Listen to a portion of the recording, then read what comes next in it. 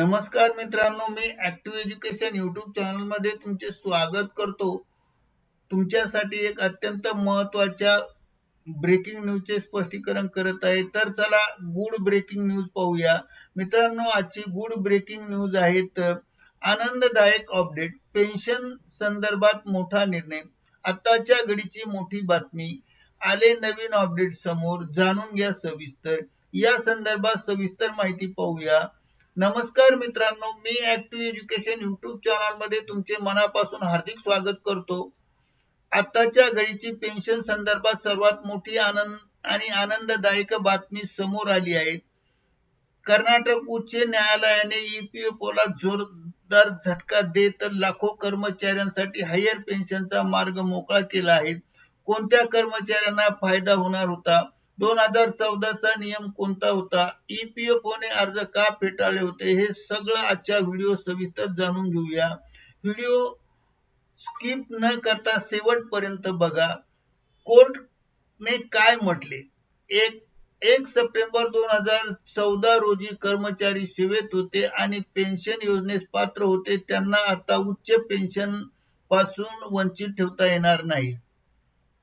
2. ज्या कर्मचाऱ्यांनी वास्तविक वेतनाच्या आधारे पीएफ मध्ये योगदान देण्यासाठी संयुक्त पर्याय निवडला होता, ते हायर पेन्शनला पात्र आहेत. 3. सर्वात महत्वाचं म्हणजे ईपीएफओने यापूर्वी त्यांचे अर्ज फेटाळले असले तरी त्यांना आता हायर पेन्शनचा लाभ नाकारता येणार नाही, असे स्पष्ट आदेश दिले आहेत. नियमानुसार तुमच्या ईपीएफ योगदानातील 8.33% रक्कम ईपीएफ खात्यात जमा होते. पण या योजनेचा फायदा ₹15,000 वेतन मर्यादा निश्चित केली होती त्यांनाच मिळत होता.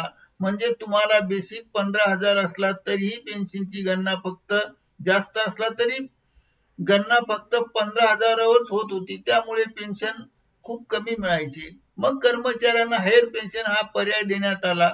पण तुमच्या खात्यात बेसिक पगारावर पेन्शन मिळेल. मग 2014 मध्ये हा पर्याय बंद करण्यात आला. नंतर 2022 नंतर सर्वोच्च न्यायालयाने पात्र कर्मचाऱ्यांना पुन्हा हायर पेन्शन निवडण्याची संधी दिली. पण ईपीएफओने अनेक कर्मचाऱ्यांचे अर्ज तांत्रिक कारणामुळे फेटाळले आणि तेच प्रकरण कर्नाटक हायकोर्टात गेले. कोणाला फायदा होणार, कोणाला फायदा होणार नाही, हा मुद्दा समजून घेऊ. अगोदर फायदा कोणत्या कर्मचाऱ्यांना मिळणार? तर 1 सप्टेंबर 2024 पूर्वी ईपीएफचे सदस्य होते. 2. जे त्या तारखेनंतर सेवेत होते किंवा आहेत. 3. ज्यांनी हायर पेन्शनचा संयुक्त पर्याय निवडला आहे. 4. ज्यांचे अर्ज ईपीएफओने फेटाळले होते यांना फायदा मिळणार. हायकोर्टाने स्पष्ट केले की केवळ तांत्रिक कारणामुळे कर्मचाऱ्यांना उच्च पेन्शन पासून वंचित ठेवता येणार नाही. तर कोणाला फायदा होणार नाही? 1 सप्टेंबर 2014 पूर्वी जे कर्मचारी निवृत्त झाले आहेत त्यांना मात्र हा निर्णय लागू होणार नाही, असे कोर्टाने स्पष्टपणे नमूद केले आहेत. तर मित्रांनो, कर्नाटक हायकोर्टच्या या निर्णयामुळे ईपीएफओने अर्ज फेटाळलेल्या लाखो कर्मचाऱ्यांना दिलासा मिळाला आहे.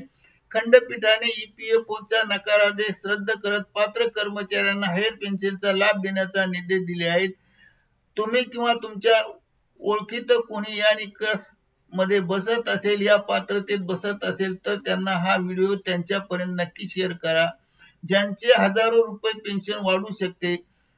अशाच पेन्शन आणि ईपीएफओ व सरकारी योजनेच्या अपडेटसाठी ऍक्टिव्ह एज्युकेशन यूट्यूब चॅनलला लाईक, शेअर आणि सबस्क्राईब करायला विसरू नका. बेल आयकॉन दाबायला विसरू नका. पुढच्या महत्त्वाच्या अपडेट्स पुन्हा भेटूया नवीन व्हिडिओ मध्ये. धन्यवाद. Thank you very much for watching this video.